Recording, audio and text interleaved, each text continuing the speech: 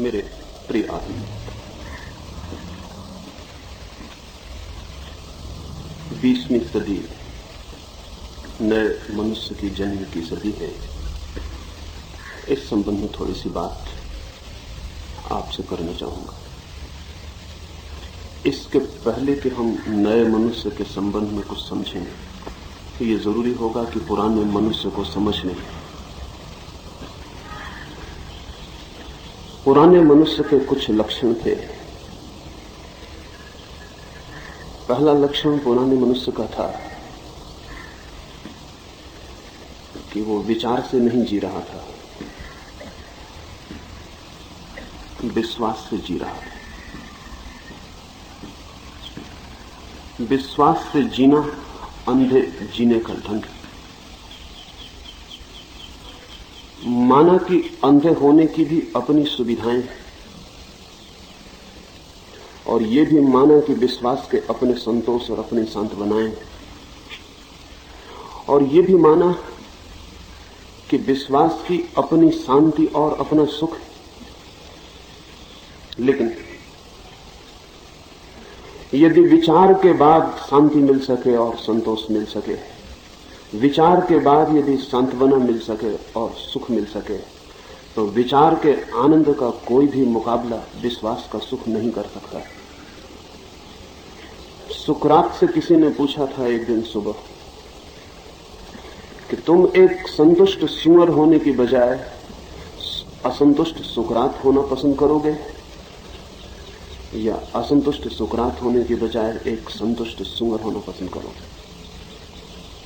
सुकरात ने कहा कि संतुष्ट सुअर होने के बजाय मैं एक असंतुष्ट सुकरात होना ही पसंद करूंगा, क्योंकि सुअर की जिंदगी में जहां असंतोष नहीं है वहां संतोष भी मुर्दा होगा। जहां जीवंत असंतोष नहीं है वहां संतोष के जीवित होने की भी कोई संभावना नहीं, और जहां जीवित अशांति नहीं है वहां शांति मरघट की ही हो सकती है। सुकरात का चुनाव 20वीं सदी की पहली सूचना 2500 साल पहले दी गई। 20वीं सदी एक दिन में नहीं आ गई है, 20वीं सदी को आने में हजारों वर्ष लगे हैं। आते आते आई है, अभी भी सारी जमीन पर नहीं आ गई है। 20वीं सदी से मेरा संबंध समय के मापदंड से नहीं है। इस 20वीं सदी में आज पृथ्वी पर बहुत सदियों में रहने वाले लोग, और हम यहां इतने लोग बैठे हैं, हम सभी लोग एक सदी में हो ऐसा मानने का कोई भी कारण दिखाई नहीं पड़ता। हम सब कंटेम्पररीज हैं, समसामयिक हैं। ये सिर्फ कैलेंडर का धोखा है। हमारे बीच में कोई आदमी 20वीं सदी का हो सकता है, कोई आदमी पहली सदी का हो सकता है, कोई 21वीं सदी का भी हो सकता है।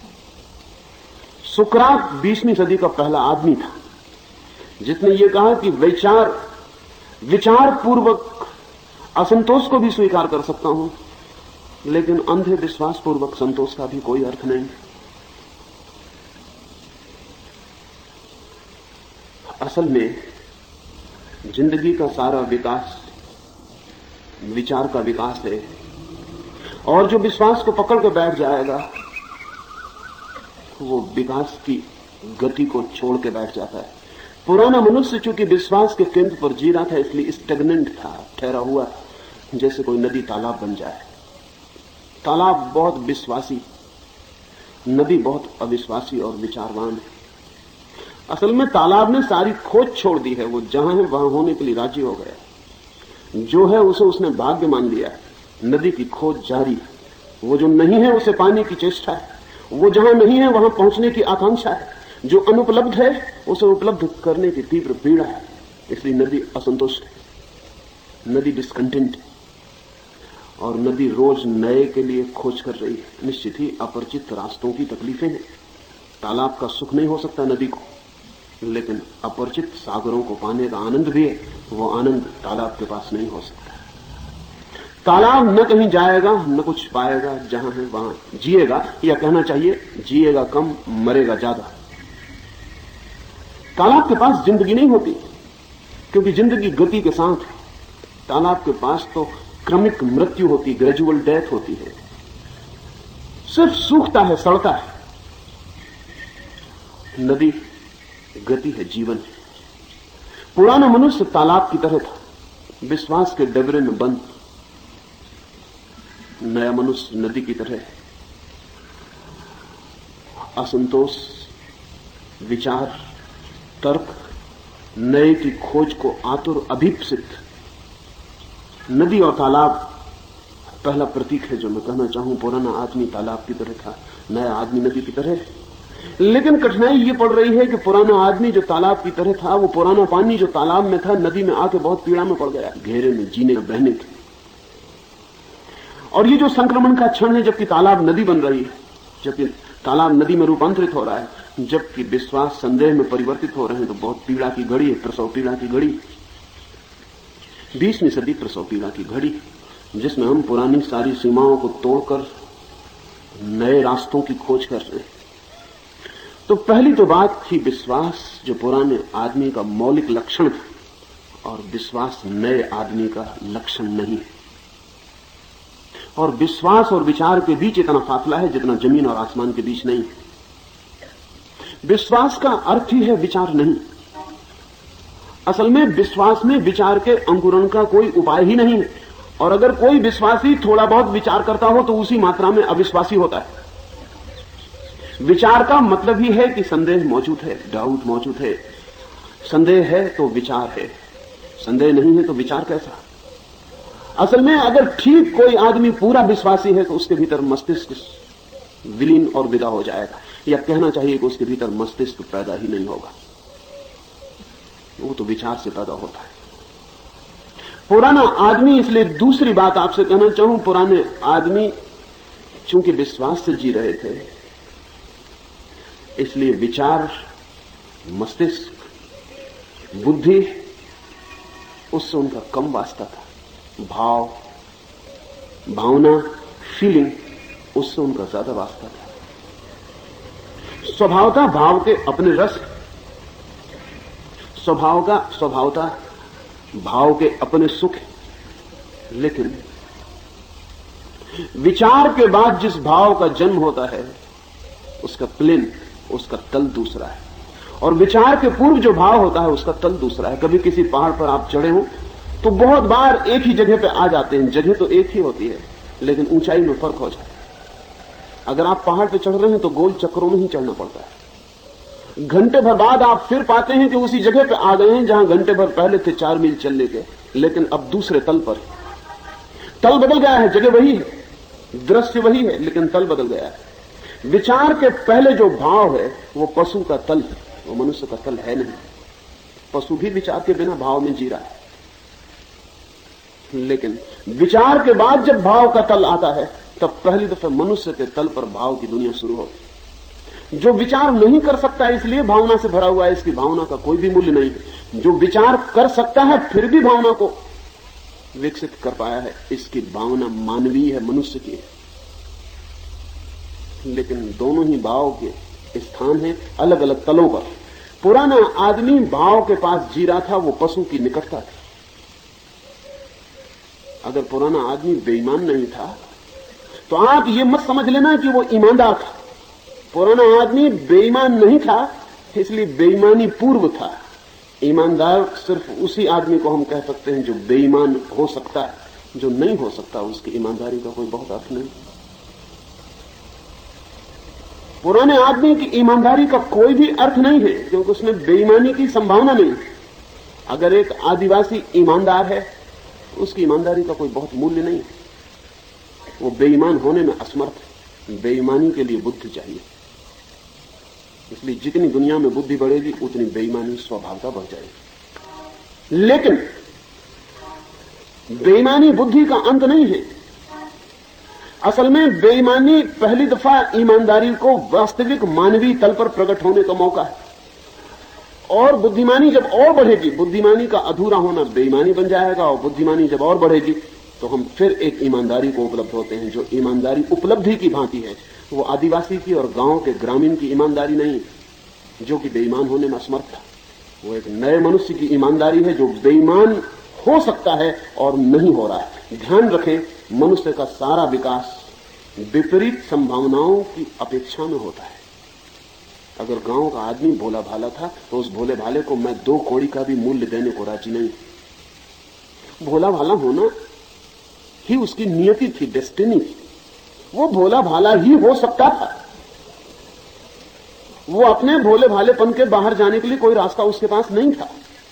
वो चाहता तो भी भोले भालेपन के बाहर नहीं जा सकता था। उसका भोला भालापन मजबूरी थी, कंपल्सन था।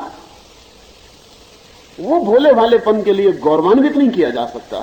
हाँ, भोले भालेपन के लिए प्रशंसित भला किया जा सके, लेकिन गौरवमंडित नहीं किया जा सकता। इसलिए जो लोग आज इस 20वीं सदी में भी गांव की बात करते हैं, नासमझी की बात करते हैं, जो लोग कहते हैं कि पीछे लौट चलो, बैक टू नेचर, वो नासमझी की बात करते हैं। उनको पता नहीं है कि गांव का भोला भालापन वस्तुतः वो भोला भालापन नहीं है जो मनुष्य को गौरव दे। वो वही भोला भालापन है जिसमें सारे पशु जी रहे हैं, पक्षी जी रहे हैं, पौधे जी रहे हैं। 20वीं सदी ने मनुष्य को उपलब्धि के द्वार खोले, जहां ईमानदारी होना हमारी चुनाव, हमारी चॉइस होगी। और ध्यान रहे, जिस क्षण हम चुनते हैं उसी क्षण हम पहली दफे मनुष्य होते हैं। चुनाव ही मनुष्य की प्राथमिक भूमिका है।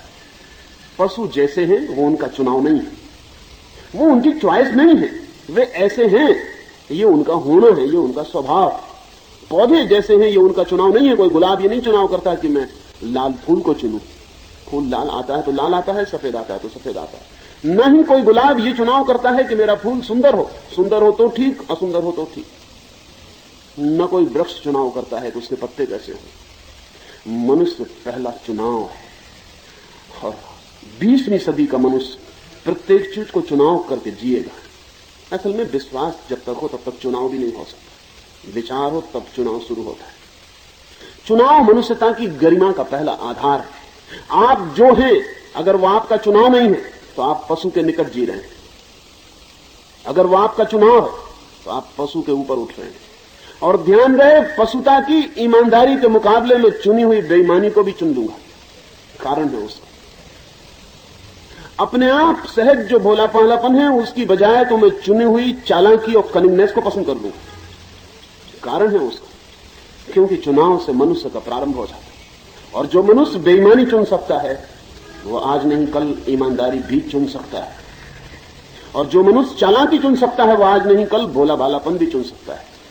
लेकिन जब चुना हुआ भोला भालापन मनुष्य में आएगा तो इसमें तल का भेद होगा। ये पहाड़ का रास्ता है जिसमें हम फिर उसी जगह आ जाएंगे जहां आदिवासी था, लेकिन उसके हमारे बीच जमीन का बहुत फासला हो गया, ऊंचाई का बहुत फासला हो गया, प्लेन अलग हो गया, जगह वही है। ऐसा समझें कि एक छोटा बच्चा है। छोटे बच्चे की इनोसेंस किसी कीमत की नहीं।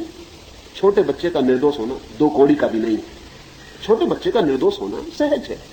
लेकिन अगर कोई बूढ़ा आदमी छोटे बच्चे की तरह निर्दोष हो जाए तो संत हो जाता है। लेकिन छोटे बच्चे को हम संत कहने को राजी ना हो। छोटा बच्चा संत होता भी नहीं, क्योंकि जो अभी शैतान होने में समर्थ नहीं हुआ उसके संत होने का क्या उपाय है। इसलिए छोटे बच्चे का निर्दोषपन ठीक है, अपनी जगह है। लेकिन जब कोई बूढ़ी आंखें और छोटे बच्चे की तरह सरल हो जाती तो उपलब्धि है, अचीवमेंट। ये कोई आसान मामला नहीं है, ये चुनाव। ये बूढ़ा आदमी शैतान होने की पूरी जिंदगी से गुजर गया है और संत, और शैतान होने के हर मौके थे और नहीं चुने, या चुने थे और छोड़े। हर संत का अतीत शैतानी के रास्ते से गुजरता है। लेकिन बच्चे का कोई अतीत नहीं है। बच्चे की पूरी संभावना है अभी तो वो शैतान हो। और हम चाहेंगे कि वो उस जगह आ जाए जहां चुनाव का क्षण आए, क्योंकि जिस क्षण चुनाव का क्षण है, डिसीजन का, उसी क्षण मनुष्य पैदा होता है। डिसीजन के मूवमेंट में, निर्णय के क्षण में मनुष्यता पहली दफा क्रिस्टलाइज होती। और जितना बड़ा चुनाव उतनी बड़ी मनुष्यता का जन्म होता है। इसलिए मैं उनके पक्ष में नहीं हूं जो आदमी को पीछे लौटाना चाहते हैं, चाहे रूसो, चाहे टॉलस्टॉय, और चाहे रस्किन, और चाहे थोरो, और चाहे इमर्सन, और चाहे गांधी।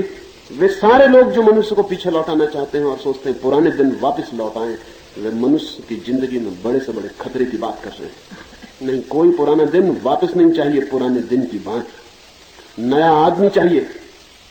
पुराना दिन वापस लौटाने की कोशिश रिग्रेशन, वो आदमी को पीछे धकेलना है। डर तो लगता है, गांव के आदमी को देखते हैं तो लगता है कैसा भोला भाला, लेकिन लाओ गांव के आदमी को शहर में और पाओगे कि वो चालाक हो गया। लाओ गांव के आदमी को शहर में और पाओगे वो शहर के आदमी से ज्यादा चालाक हो गया। क्योंकि नया मुसलमान ज्यादा मस्जिद जाता है। चालाकी उसके लिए पहला मौका है, उसकी चेतना तेजी से चालाकी का काम करेगी। इसलिए जब ग्रामीण चालाक होता है तो शहरी चालाक से ज्यादा हो जाता है। शहर के आदमी के लिए चालाकी फिर हो गई, चारों तरफ का परिचित वातावरण हो गई।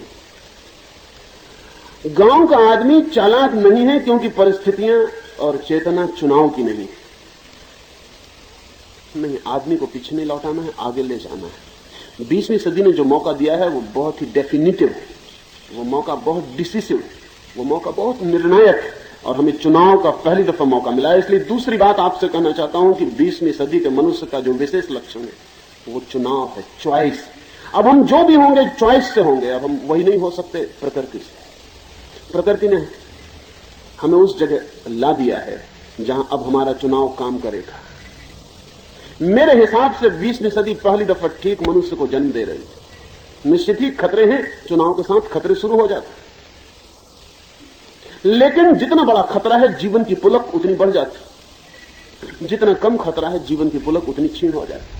अगर खतरा बिल्कुल नहीं है तो जीते और मरे आदमी में कोई फर्क नहीं रह जाता। कब्र सबसे सुरक्षित जगह, वहां कोई खतरा नहीं आता, न वहां बीमारी आती और न कब्र में मौत आ सकती।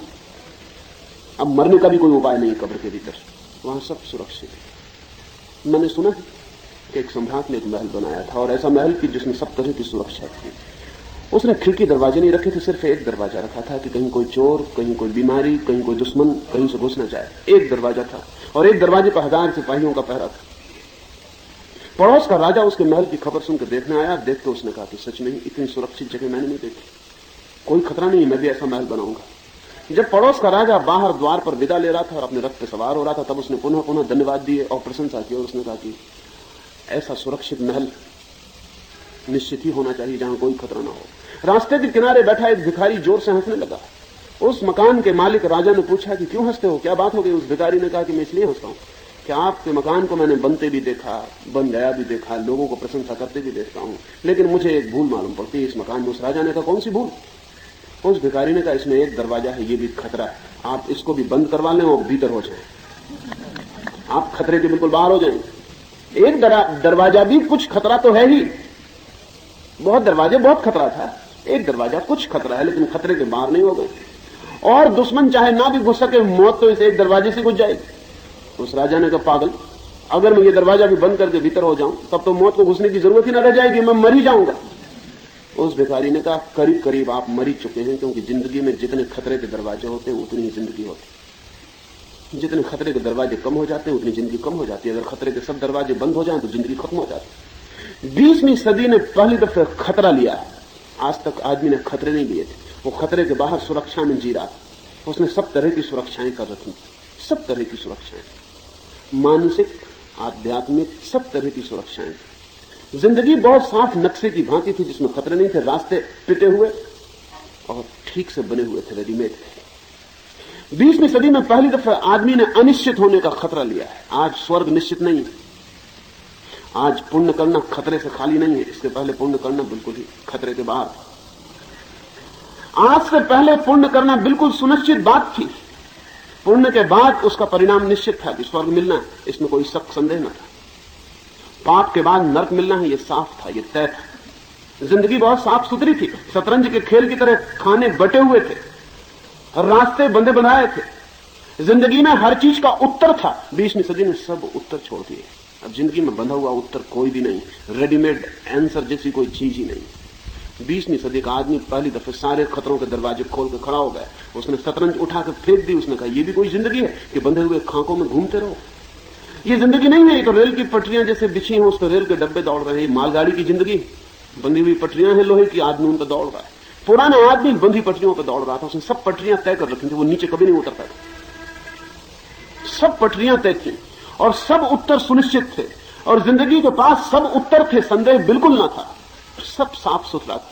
अगर आप आज से 500 साल या 1000 साल पैदा होते, या अभी भी अगर 1000 साल पुराने किसी साधु संत के पास जाने का आपको दुर्भाग्य मिल जाए, तो आपके लिए सब बंधे हुए उत्तर मिलेंगे।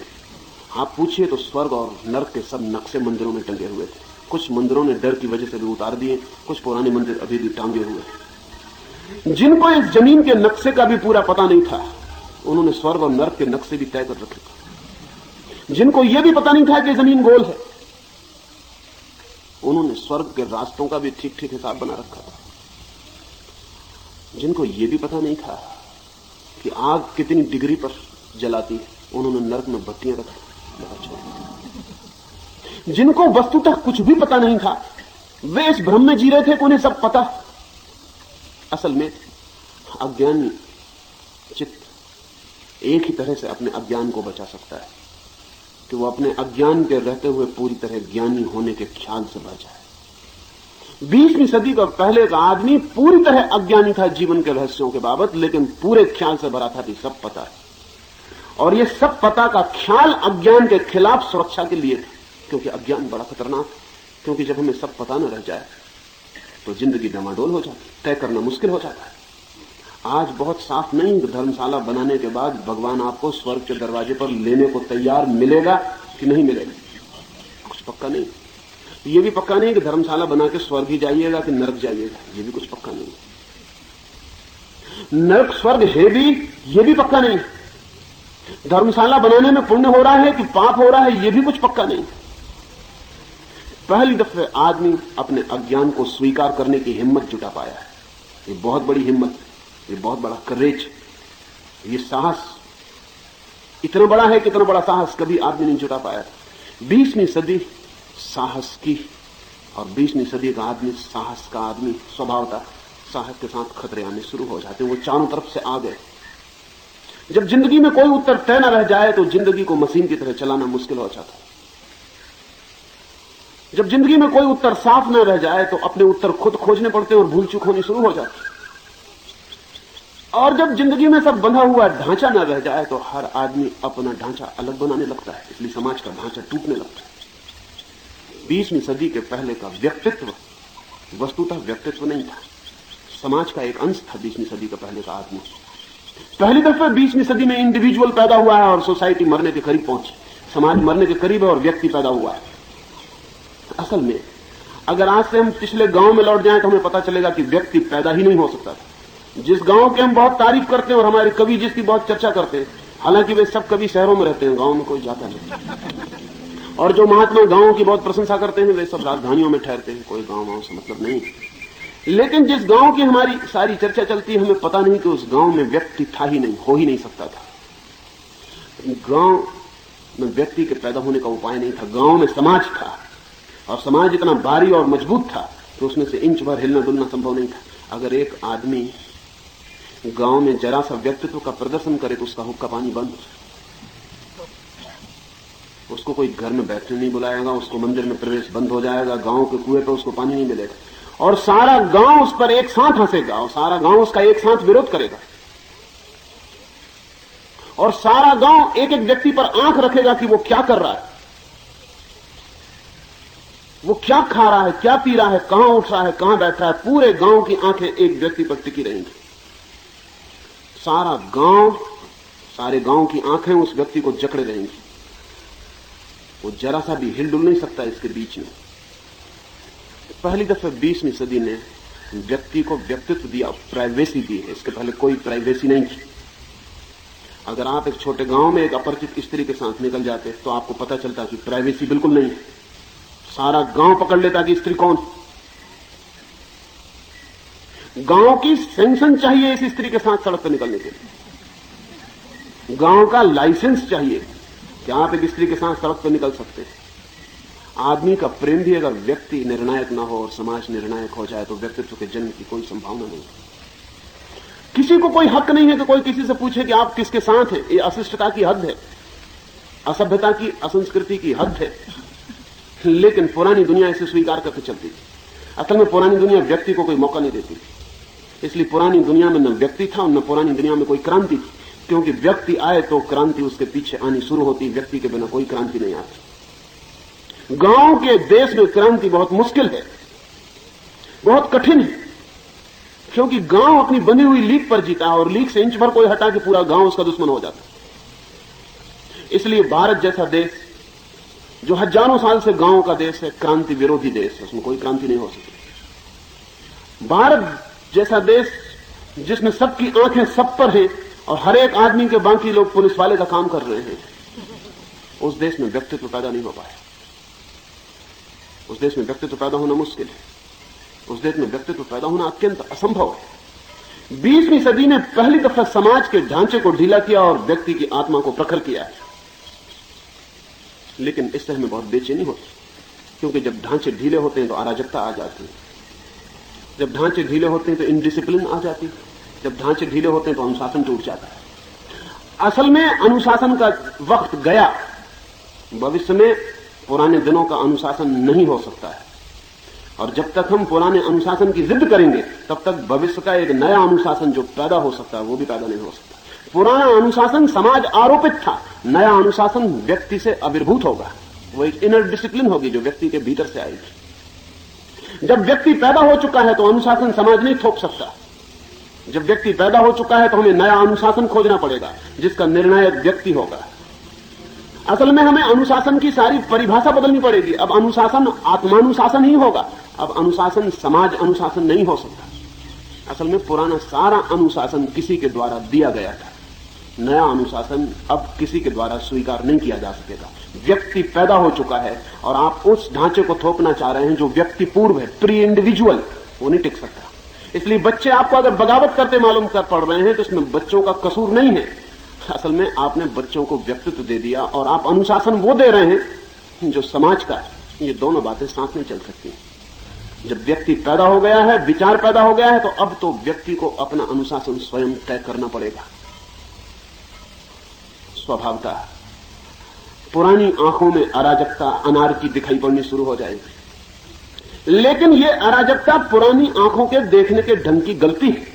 ये अराजकता है नहीं, ये असल में व्यक्तियों के पैदा होने का अराजक क्षण है। जब समाज की पुरानी व्यवस्था जाएगी और नई व्यवस्था आएगी।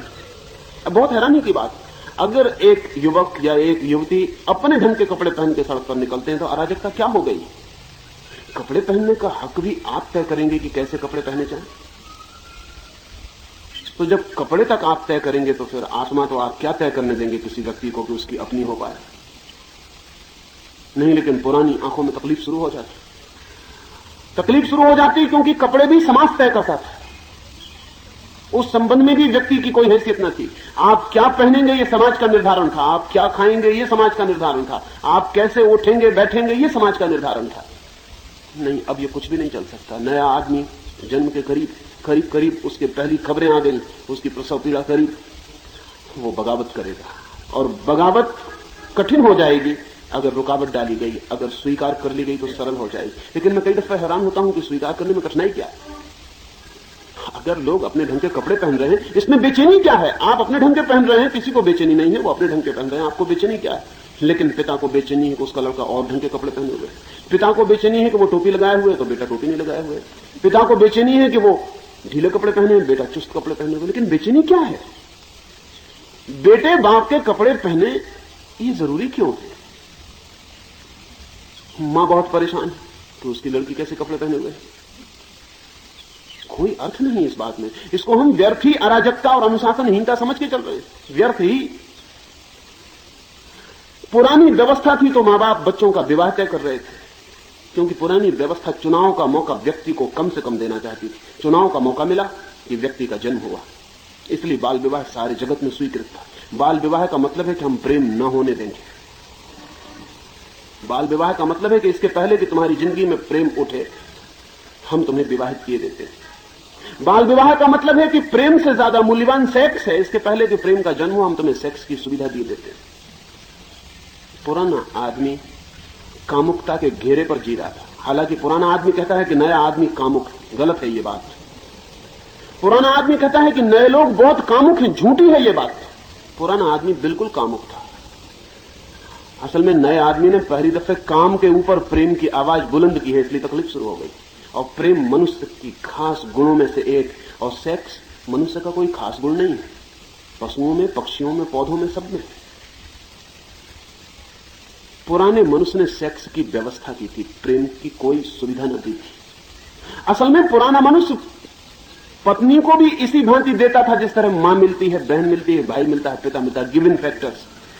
अब मैं अपनी मां को नहीं बदल सकता, वो मेरा चुनाव नहीं। मैं अपने पिता को नहीं बदल सकता, वो मेरा चुनाव नहीं है। कोई उपाय नहीं है उसमें। मैं अपनी बहन को नहीं बदल सकता, वो मेरा चुनाव नहीं है। Given factors.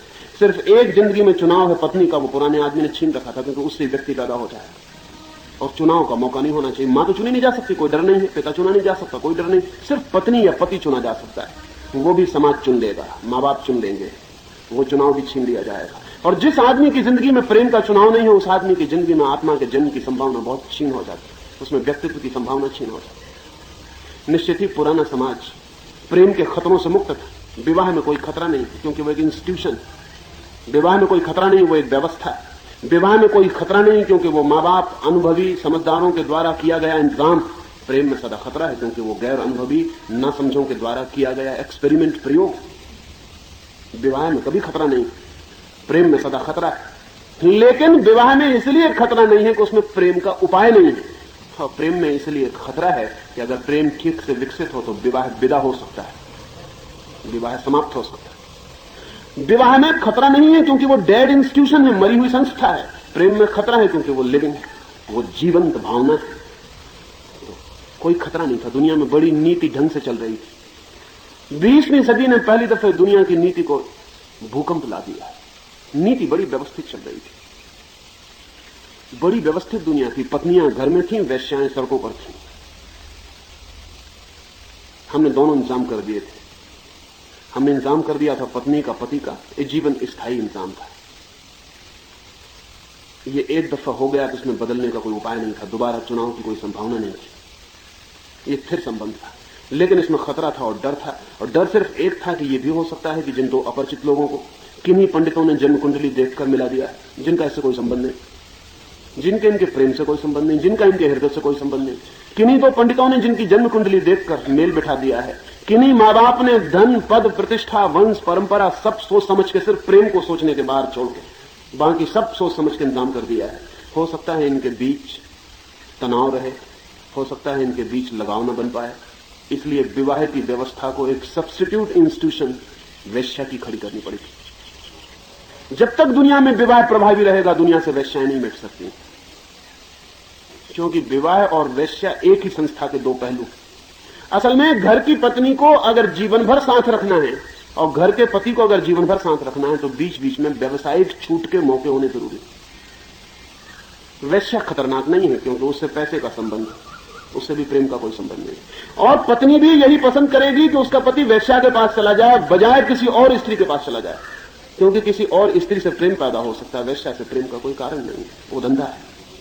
इसलिए पत्नियां अपने सामने अपने पतियों को वेश्याओं को नचाते देखती रही, उन्हें कोई तकलीफ न थी, उसमें कोई खतरा न था, खतरे का कोई कारण न था। वेश्या से संबंध पैसे का, वो सेक्सुअल, वो कामुक।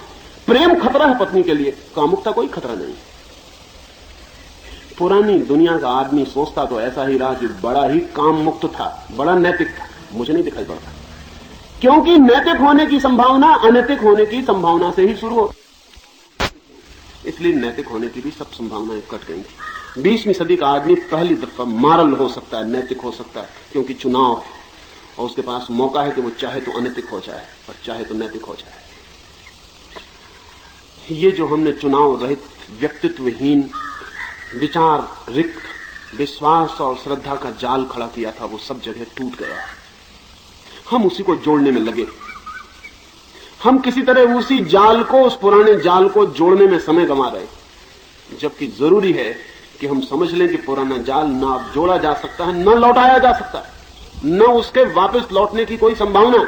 इसलिए जितनी देर हम उसके सुधारने में और उसको ठीक करने में गंवा रहे हैं, उतनी देर ये प्रसव की पीड़ा लंबी होती चली जाती है। अगर ये साफ हो सके कि वो गया ही, जा ही चुका, तो उसको दफना देने की जरूरत है और तत्काल चिंतन को नया मार्ग देने की जरूरत है कि नए मनुष्य के चुनाव के लिए हम क्या करें, उसके सामने नैतिक अनैतिक कौन सी धारणाएं उपस्थित करें। निश्चित ही पुरानी धारणाएं काम नहीं करेंगी। जैसे पुरानी सारी नीति भय पर खड़ी थी, सब भय पर खड़ी नीति थी, डर पर खड़ी थी। डरा रहे थे हम आदमी को, उससे कह रहे थे कि तूने बुरा किया तो फिर आग में, नरक में, कीड़े मकोड़ों में जिंदगी बसर करनी पड़ेगी। और जिनने ये नरकों की कल्पनाएं की थी बड़े खतरनाक लोग रहे हो, क्योंकि उनकी कल्पनाएं बताती हैं कि वो जरूर पैथोलॉजिकल, उनका दिमाग रुगण रहा होगा। कैसी कैसी कल्पनाएं हैं कि कड़ाहों में आदमी को जलाया जा रहा है, जलते तो बहुत है लेकिन जल ही नहीं जाते। बड़े मजेदार लोग, बड़े सैडिस्ट, बड़े दूसरे को दुख देने में उत्सुक लोग रहे होंगे। आदमी को कढ़ाई में जलाया जा रहा है, जलने की पूरी तकलीफ भोग रहा है वो, लेकिन जल नहीं जाता क्योंकि जल जाए एक दफे में, फिर दोबारा तकलीफ कैसे देंगे? उसको तकलीफ दिए चले जाना, अंतहीन पीड़ा होगी वो। नरक में कीड़े मकोड़े, उसके शरीर में हजारों कीड़े मकोड़े इधर से घुसेंगे उधर से निकलेंगे, सब तरफ छेद कर देंगे और दौड़ते रहेंगे। वो आदमी मरेगा नहीं, जिंदा रहेगा। जिंदा रखना जरूरी, नहीं तो कीड़े जो तकलीफ दे रहे हैं वो तकलीफ कैसे चली जाएगी। प्यास नरक में लगेगी, पानी भी नरक में होगा, लेकिन पी ना सकेंगे। जैसे पिएंगे फौरन मूर्छित हो जाएंगे। जैसे ही होश आएगा प्यास लगेगी, जैसे पानी के पास जाएंगे मूर्छित हो जाएंगे। अजीब लोग थे। इनसे ज्यादा वायलेंट, इनसे ज्यादा हिंसक आदमी खोजना कठिन, लेकिन ये सब साधु संत थे। इनकी हिंसा क्या विचार करें कि किस तरह का इंतजाम कर रहे थे उन लोगों के लिए जो इनकी बात को न मानेंगे, उनके लिए इंतजाम कर रहे थे। इसलिए इनको बेचारों को हर मुल्क में अलग अलग नरक का इंतजाम करना पड़ा, क्योंकि हर मुल्क में दुख की धारणा अलग अलग। हिंदुस्तान में अगर हमें नरक बनाया तो उसमें आग जलानी पड़ी। तिब्बत में अगर नरक में आग जलाओगे तो कई लोग नरक में जाने को राजी हो जाएंगे, क्योंकि ठंड से तिब्बत बहुत पीड़ित है। इसलिए तिब्बत के नरक में बर्फ ही बर्फ जमानी पड़ी, वहां बर्फ ही बर्फ है अनछीन, और वहां आग जल ही नहीं सकती तिब्बती नरक में। अब बड़ी मजे की बात है कि नरक भी हमें अलग अलग राष्ट्रीयताओं के हिसाब से बांटने पड़े। तिब्बती नरक अलग, क्योंकि तिब्बती आदमी को ठंड से ही डराया जा सकता है और भारत के आदमी को गर्मी से डराया जा सकता है। ये भय स्वर्ग में इंतजाम करना पड़ा हमें प्रलोभन का, वो भय का दूसरा रूप है। प्रलोभन भी गहरे में भय है कि अगर इस बात को माना तो ये लाभ और नहीं माना तो ये हानि। तो हमने स्वर्ग में इंतजाम किए, हमने वो सब इंतजाम कर दिए जिसको धर्मगुरु यहां इंकार करते हैं आदमी के लिए कि बुरा है। यहां वो कहते हैं कि स्त्री, दूसरे की स्त्री की तरफ देखना बुरा है, असल में स्त्री की तरफ ही देखना बुरा है। और वहां अप्सराएं, जिनको स्वर्गीय वैश्याएं कहना चाहिए, उनका इंतजाम किया हुआ। और मजे की बात यह है कि यहां तो जमीन पे स्त्री आखिर बूढ़ी हो जाती है, लेकिन वैश्याएं जो स्वर्ग की हैं, अप्सराएं जिनका नाम है, उनकी उम्र 16 साल से आगे नहीं बढ़ती, वहां रुक जाती। और ये महात्माओं ने ये सारा का सारा इंतजाम किया हुआ है लोगों को प्रलोभन देने के लिए कि अगर तुमने अच्छे काम किए तो अच्छे काम के फल में ये मिलने वाला है। बहिष्ठ में, स्वर्ग में शराब के चश्मे बह रहे हैं, यहां शराब चुल्लू भर मत पीना, और वहां चश्मे बह रहे हैं। अरब में चूंकि एक परवर्टेड सेक्सुअलिटी प्रचलित थी, होमोसेक्सुअलिटी प्रचलित थी मोहम्मद के वक्त में, क्योंकि अरब में पुरुष भी पुरुषों के साथ काम संबंध तय किए हुए थे, इसलिए इस्लाम धर्म को स्वर्ग में अप्सराओं की ही नहीं, गुलमों की भी व्यवस्था करनी पड़ी, लड़कों की, खूबसूरत लड़कों। कैसा पागलपन! होमोसेक्सुअल्स के लिए भी इंतजाम किया वहां स्वर्ग, यानी जिनका यहां इलाज होना चाहिए उनका वहां इंतजाम किया हुआ। ये सारा भय और प्रलोभन पुरानी नीति के आधार में था। ये सब भय और प्रलोभन खत्म हो गए, हमें पता नहीं चल रहा है कि इनके आधार खत्म हो गए। अब न कोई स्वर्ग के लिए उत्सुक है और न कोई नरक से भयभीत, लेकिन हम पुरानी नीति की बातें दोहराए चले जा रहे हैं और उनकी बुनियादें गिर गई हैं। मकान के नीचे से जमीन खिसक गई, हम छप्पर को संभाले खड़े, वो छप्पर भारी पड़ रहा है। नहीं, हमें नई नीति को जन्म देना पड़ेगा जो भय पर आधारित नहीं हो सकती। आदमी भय के बाहर हो गया है, 20वीं सदी का आदमी फियरलेस हो गया, वो भय के बाहर हो गया। और उचित, जब भी कोई आदमी जबान होगा तो भय के बाहर हो जाएगा। बच्चों को डराना आसान है कि चौके में मत जाना, वहां भूत प्रेत, लेकिन वो बच्चा जब जवान हो जाएगा, अडल्ट हो जाएगा, तो उससे आप कहेंगे भूत प्रेत है, वो कहेगा कि निपट लेंगे। उसको भूत प्रेत से कोई परिणाम नहीं हो सकता। मनुष्यता अडल्ट हो गई है इस सदी में आके, पहली दफा मनुष्यता प्रौढ़ हो गई है। बचपन नहीं रहा आदमी का, अब उसको पुराने भय काम नहीं करते, लेकिन हम पुराने भय दोहराए जा रहे हैं। और जब वो भय काम नहीं करते और आदमी अनैतिक होता जाता है तो हम चिल्लाते हैं आदमी अनैतिक हो गया। असली बात है हमारी नीति असंगत हो गई है। हमारी जो मॉरल सिस्टम थी, वो जो नीति की व्यवस्था थी, वो इररिलेवेंट हो गई है, उसका कोई संबंध नहीं रह गया। अब इस नए आदमी को, इस 20वीं सदी के आदमी को नई नीति चाहिए, उस नीति के नए आधार चाहिए। ये नई नीति ज्ञान पर खड़ी होगी, भय पर नहीं। ये नई नीति इस बात पर खड़ी होगी कि आज के आदमी को समझ में आना चाहिए कि नैतिक होना उसके लिए आनंदपूर्ण है, नैतिक होना उसके लिए स्वास्थ्यपूर्ण है, नैतिक होना उसके निजी हित में। ये किसी भविष्य के भय के लिए नहीं, ये कल मृत्यु के बाद किसी स्वर्ग के लिए नहीं, आज इसी पृथ्वी पर नैतिक होने का रस। और जो अनैतिक है वो अपने हाथ से अपने पैर काट रहा है। जो अनैतिक है वो भविष्य में नरक जाएगा, ऐसा नहीं। जो अनैतिक है वो आज अपने लिए नरक पैदा कर रहा है। असल में अनीति कर्म और फल नरक, इतना फासला अब नहीं चल सकता। अनीति ही अगर नरक है, ये आदमी के ज्ञान का हिस्सा बन जाए, और नीति ही अगर स्वर्ग है, यह आदमी के ज्ञान का हिस्सा बन जाए, तो हम भविष्य के लिए नीति के आधार रख पाएंगे, अन्यथा हम न रख पाएंगे। लेकिन मुझे लगता है कि आधार रखे जा सकते हैं। आज सारी दुनिया के वैज्ञानिक कह रहे हैं कि क्रोध के क्षण में आप किसी वक्त नरक में हो जाते हैं, कहीं मरने के बाद नरक में जाने की कोई जरूरत नहीं। क्रोध के क्षण में आपके सारे शरीर में जहर फैल जाता है। अब किसी को यह कहना है कि तुम क्रोध करोगे तो नरक में सड़ना पड़ेगा, बेमानी है। अब तो क्रोध को लेबोरेटरी में जांच करवाया जा सकता है कि जाओ लेबोरेटरी में प्रयोग करके देखो कि जब तुम क्रोध में होते हो तब तुम्हारी कितनी उम्र कम हो जाती है जहर के फैलने से, जब तुम क्रोध में होते हो तब तुम्हारी कितनी बुद्धि क्षीण हो जाती है जहर के फैलने से, जब तुम क्रोध में होते हो तब तुम्हारा स्वास्थ्य कितना कमजोर हो जाता है जहर के फैलने से, और तुम्हारे बीमार होने की संभावना कितनी तीव्र हो जाती है जहर के फैलने से। और जब तुम क्रोध में हो तब तुम अपनी आत्महत्या कर रहे हो। फ्रेगमेंटरी है ये आत्महत्या, खंड खंड अंश अंश में है, इसलिए पता नहीं चलती। एक आदमी जब पूरे तीव्र क्रोध में होता है तो जितना जहर उसके खून में फैलता है, इसका 100 गुना जहर एक आदमी की हत्या के लिए काफी है। यह हमें ज्ञान का हिस्सा बनाना पड़ेगा। अब भविष्य की नैतिकता ज्ञान का हिस्सा हो, हमें प्रेम को ज्ञान का हिस्सा बनाना पड़ेगा। अभी ऑक्सफोर्ड यूनिवर्सिटी में एक लेबोरेटरी है डिलावार, उस लेबोरेटरी में कुछ बहुत अद्भुत प्रयोग हुए हैं जो मैं आपसे कहना चाहूं, जो कि भविष्य की नीति को प्रभावित करेंगे। उन प्रयोगों ने बहुत हैरानी में डाल दिया। एक ईसाई फकीर ने उस लेबोरेटरी में जाके ये कहा कि मैं जिन बीजों पर प्रार्थना करके पानी डाल दूं, वे उन बीजों से जल्दी अंकुरित होते हैं जिन पर मैं प्रार्थना करके पानी न डालूं। लेबोरेटरी और वैज्ञानिक ये मानने को तैयार नहीं हो सकता कि प्रार्थना किए गया पानी और बीज को जल्दी अंकुरित कर दे। प्रयोग किया गया, 100 प्रयोग किए गए और हर बार वो फकीर सही साबित हुआ। एक ही पुड़े के बीज आधे एक गमले में डाले गए, आधे दूसरे गमले में डाले गए।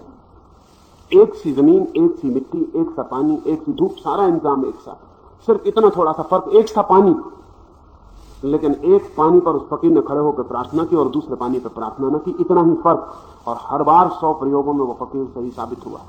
जिस बीज पर प्रार्थना करके पानी डाला गया वो बीज जल्दी अंकुरित हुए, सारे बीज अंकुरित हुए, जल्दी उनमें फूल आए, जल्दी वे फलों को उपलब्ध हुए। उनके फूलों की सुगंध भी और थी, उनके फलों की ताजगी भी और थी, उन वृक्षों की शान भी और। और जिन बीजों पर प्रार्थना नहीं की थी उनमें कुछ भेद था, वो सारे बीज अंकुरित न हुए, अंकुरित जैसे धीरे धीरे होना थे वैसे हुए। और इन पौधों के सामने वो बिल्कुल ही ऐसे मालूम पड़ने लगे कि कोई अनिवार्य तत्व उनको नहीं मिला है जो इन पौधों को मिल गया। लेकिन वो अनिवार्य तत्व प्रार्थना हो सकती है, इसकी कल्पना वैज्ञानिक को कठिन, लेकिन प्रयोगों ने सिद्ध किया कि प्रार्थना वो अनिवार्य तत्व हो सकती है। अब प्रार्थना भगवान से डर के कोई आदमी इस दुनिया में नहीं करेगा, करना भी नहीं चाहिए, क्योंकि जो प्रार्थना भय के कारण की जाए वो प्रार्थना हो भी नहीं सकती। क्योंकि जिस प्रार्थना में भीतर भय है वो प्रार्थना प्रेम नहीं बन सकती। असल में जहां भय है वहां प्रेम पैदा ही नहीं हो सकता। तुलसीदास ने कहा है भय बिन होए न प्रीति, एकदम गलत बात कही। कहा है कि बिना भय के प्रेम नहीं होता, ये पुराने आदमी का दिमाग है। मैं आपसे कहता हूं जहां भय है वहां प्रेम कभी होता ही नहीं, जहां भय नहीं है वहीं प्रेम होता है। पुराना आदमी भय के कारण प्रार्थना कर रहा था, हाथ जोड़े घुटने टेके खड़ा हुआ था। अब नए आदमी को भयभीत नहीं किया जा सकता, ये उचित बुरा भी नहीं हुआ। ये आदमी का विकास, ये ग्रोथ, उसकी चेतना आगे बढ़ी। अब अगर वो प्रार्थना भी करेगा तो किसी ज्ञान के कारण। नई नीति भय केंद्रित नहीं, ज्ञान केंद्रित होगी। इस फकीर के साथ एक और घटना घटी है उस लेबोरेटरी में, वो भी आपसे कहना चाहूंगा। जिस बीज पर इसने प्रार्थना की उनमें से एक बीज का फोटोग्राफ लिया गया कि इसमें कोई फर्क तो नहीं हो गया बीज में, क्योंकि जब बीज के अंकुर में फर्क पड़ा और जब उसके पत्तों में फर्क पड़ा और फूलों में फर्क पड़ा तो बीज में कोई फर्क पड़ जाना चाहिए, नहीं तो कैसे फर्क पड़ेगा। तो उस बीज का फोटो लिया गया जिस पर प्रार्थना नहीं की गई और उस बीज का फोटो लिया गया जिस पर प्रार्थना की गई, और एक मिरेकल, एक चमत्कार की घटना घटी। और ऑक्सफोर्ड जैसी यूनिवर्सिटी में वो चमत्कार की घटना यह है कि जिस बीज पर प्रार्थना की गई वो फकीर अपने गले में क्रॉस लटकाए हुए था, क्राइस्ट का। उस बीज के भीतर क्रॉस का चिन्ह आ गया। अब अगर हम मनुष्य को प्रार्थना की तरफ, और बिना प्रार्थना के मनुष्य अधूरा है, और बिना प्रार्थना के मनुष्य की जिंदगी में रौनक नहीं हो सकती। लेकिन 20वीं सदी अब प्रार्थना को, प्रेम को, घृणा को, क्रोध को, अनीति को, नीति को ज्ञान केंद्रित बनाएगी। वो नॉलेज ओरिएंटेड होंगे, फियर ओरिएंटेड नहीं हो सकते। असल में अज्ञान में भय के अतिरिक्त और कोई उपाय न था, अब ज्ञान में भय कोई भी उपाय नहीं। लेकिन हम पुरानी बातचीत दोहराए चले जाते हैं, हम पुराने गुरुओं को दोहराए चले जाते हैं, हम पुराने शास्त्रों को दोहराए चले जाते हैं। उन बच्चों के सामने जो कि 20वीं सदी के हैं, इनके बीच हजारों साल का फासला हो गया, इनसे इनका कोई संबंध नहीं रह गया। अब ये सब शास्त्र और सब ग्रंथ और ये सब गुरु इनके लिए बेमानी हो गए, इनसे इनका कोई आत्मिक संबंध नहीं रह गया। इनके भीतर और इन गुरुओं और शास्त्रों के बीच अब कोई लेन देन नहीं है। और आप अगर इन्हीं को दोहराए चले गए तो इन बच्चों को अगर विकृति मिल जाए, अगर ये 20वीं सदी का आदमी अनीति की तरफ झुकता चला जाए, अगर ये 20वीं सदी का आदमी अराजक हो जाए, अगर ये 20वीं सदी का आदमी उच्छृंखल हो जाए, तो जुम्मा किसका होगा? जुम्मा हमारा होगा, जो कि पुरानी बातें दोहराए चले गए, जो असंगत हो गई।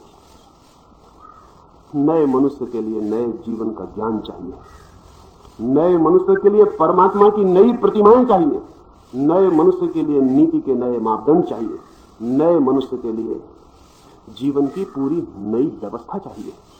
वो पुराने तो सब टूट गया है। जैसे बैलगाड़ी के चक्के रेलगाड़ी में काम नहीं पड़ते, वैसा ही सब पुरानी नीति के चक्के अब नए आदमी के बिल्कुल काम पड़ने वाले नहीं। ये अगर हमें स्मरण आ जाए तो कोई कठिनाई नहीं है कि 20वीं सदी का मनुष्य एक बहुत बड़ा चरण, एक बहुत बड़ा सोपान, एक बहुत बड़ी उपलब्धि सिद्ध हो। और अगर ये हमें समझ में ना आए तो भी पीछे तो लौटा नहीं जा सकता। ये प्रसव की पीड़ा लंबी हो जाएगी, और इस प्रसव की पीड़ा में यह खतरा है कि पुरानी पीढ़ियां आदमी को पीछे की तरफ खींचती रहें और नई पीढ़ियां सिर्फ प्रतिक्रिया में विकृत और परवर्ट हो जाएं, और पुराने आदमी से बचने के लिए कहीं भी दौड़ने लगे और विक्षिप्त हो जाएं। ये खतरा सामने खड़ा हो गया। आज सारी दुनिया में चाहे हिप्पी हो, चाहे बीटल हो, चाहे बीटनिक हो, चाहे इप्पीज हो, और चाहे और तरह के हजार नाम है यूरोप और अमेरिका में उनके, वो हो, चाहे हमारे नक्सलाइट हो, और चाहे कोई और, तो ये सारे बच्चे एक बहुत गहरी घनी पीड़ा में जी रहे हैं। इनकी पीड़ा यह है कि पुरानी सारी व्यवस्था असंगत हो गई और नई कोई व्यवस्था नहीं। और नई व्यवस्था बच्चे पैदा कर पाए, इसमें अगर उनको पुरानी पीढ़ियों का सहारा मिल जाए, साथ मिल जाए, तो बड़ी सुविधा हो सकती है। नए बच्चे पैदा करेंगे, लेकिन देर लग सकती है, बहुत देर लग सकती है। इतनी भी देर लग सकती है कि चीजें इतनी रुग्ण और इतनी विकृत हो जाएं कि उनको सुधारना निरंतर कठिनाई लेने लगे। एक अंतिम बात, फिर मैं अपनी बात पूरी करूं, और वो बात ये है आखिरी, कि पुराना आदमी दुख को स्वीकार करके जी रहा था। उसकी एक एक्सेप्टेबिलिटी थी दुख के प्रति, उसने राजी हो गया था। मौत थी तो राजी था, बीमारी थी तो राजी था, गरीबी थी तो राजी था, जो कुछ भी था उसके लिए राजी था। नया आदमी अब दुख को स्वीकार करने को राजी नहीं, क्योंकि विज्ञान ने सुख की सारी सुविधाएं दे दी हैं जो पुराने आदमी के पास नहीं थी। इसलिए अब नए आदमी को अगर हम दुखवादी दर्शन सिखाने जाएंगे तो वो अर्थहीन है। पुराना आदमी मजबूरी में था, दुख था और कोई उपाय न था, मौत थी और उसको आगे हटाने का कोई उपाय न था। इसलिए हस्तरेखा विज्ञान और ज्योतिष और सब चीजें विकसित करना सुलभ था। आदमी पता लगा लेता था कि 70 साल जीना, 70 साल बात खत्म हो गई। 71 साल का कोई सवाल नहीं था, अब ये बात खत्म हो गई। अब इसका कोई अर्थ नहीं रह गया। अब आदमी जितना लंबा जीना चाहे उसके हमारे पास उपाय हैं। और अब यह भी कठिन नहीं है कि किसी आदमी को हम अगर अनंत समय तक जिंदा रखना चाहें तो 50 सालों बाद हम उसे जिंदा रख सकें। एक आदमी ने अमेरिका में भी मरा है तो 10 करोड़ डॉलर की वसीयत करके मरा है तो उसकी लाश को सुरक्षित रखा जाए, क्योंकि विज्ञान करीब करीब उस जगह पहुंच गया है जहां 20-25 साल में मरे हुए आदमी को पुनरुज्जीवित किया जा सके। तो उस आदमी की लाश पर 1 लाख रुपया रोज खर्च किया जा रहा है ताकि वो उसी हालत में रहे जिस हालत में मरते क्षण में वो आदमी इस आशा में मरा हुआ पड़ा है कि 30-40 साल में जब विज्ञान इस जगह आ जाएगा कि आदमी पुनरुज्जीवित किया जा सके तो वो पुनरुज्जीवित हो सके। वो करीब आ रहा है। इसलिए अब मृत्यु को रेखा नहीं माना जा सकता। अब ज्योतिष उस अर्थ में सार्थक नहीं हो सकता। अब बीमारी अनिवार्य नहीं है, सिर्फ हमारा अज्ञान है। अब कुरूपता भी भाग्य नहीं है, सिर्फ हमारा अज्ञान है, क्योंकि भविष्य में 20-25 साल 30 साल में दुनिया में किसी आदमी के कुरूप होने का कोई कारण नहीं है। तो अब जो भविष्य का मनुष्य होगा वो दुख के आधार पर जीवन को निर्मित नहीं करेगा, इसलिए त्यागवादी नहीं हो सकता। भविष्य का मनुष्य सुख के जीवन पर आधार बनाएगा, इसलिए भोगवादी होगा। और ध्यान रहे, त्यागवाद हमारी मजबूरी थी और इसलिए त्याग यहां करवाते थे, भोग का इंतजाम स्वर्ग में करते थे। जब भविष्य का आदमी यही स्वर्ग बना सकेगा तो त्यागवादी नहीं हो सकता। हमें समझ लेना चाहिए कि दुनिया में अब उसी धर्म का भविष्य है जो जीवन के रस और जीवन के भोग को सहज स्वीकार कर सके, जो जीवन को दुख की दिशा न दे, जो ये ना कहे कि संसार दुख है, जो ये ना कहे कि जीवन पाप है, जो ये ना कहे कि आवागमन से मुक्ति ही हमारा लक्ष्य नहीं। अब जो धर्म ये घोषणा कर सके कि जीवन परमात्मा की देन, जो धर्म ये घोषणा कर सके कि जीवन परमात्मा का दिया हुआ आशीर्वाद है, अब जो धर्म ये घोषणा कर सके कि जो योग हैं जो सफल हैं, जो जीवन के रस को पूरा लेते हैं, उन्हें अनंत जीवन उपलब्ध होने की संभावना है। ऐसा धर्म भविष्य की पीढ़ी के लिए धर्म बन सकता है। ये थोड़ी सी बातें मैंने कही। मेरी बातों को मान लेना आवश्यक नहीं, खतरनाक भी है मान लेना। मानने से बचना ही चाहिए। मेरी बातों को सोचना। हो सकता है मेरी सारी बातें गलत हो। अगर आप सोचें और पाएं कि बातें गलत हैं तो भी आपका लाभ होगा, क्योंकि कुछ बातों को गलत जान लेने से आदमी सही की तरफ बढ़ जाता है। और अगर कोई बात सही मालूम पड़ जाए तो वो मेरी न रह जाएगी, वो आपकी अपनी हो जाएगी। जिसको हम विचार पूर्वक जानते हैं कि सही है, वो उधार नहीं रह जाती, वो स्वयं की हो जाती। और सिर्फ वे ही सत्य कारगर होते हैं जो स्वयं के। दूसरे के उधार सत्य सिर्फ बोझ बन जाते हैं। तो मैं आपका बोझ न बनूं, इसकी आखिरी प्रार्थना करता हूं। पुराने गुरु बहुत बोझ बन गए, अब किसी को सिर पर रखने की जरूरत नहीं है। मेरी बातें इतने प्रेम और शांति से सुनी, उससे बहुत अनुग्रहित हूं। और अंत में सबके भीतर बैठे परमात्मा को प्रणाम करता हूं। मेरे प्रणाम स्वीकार।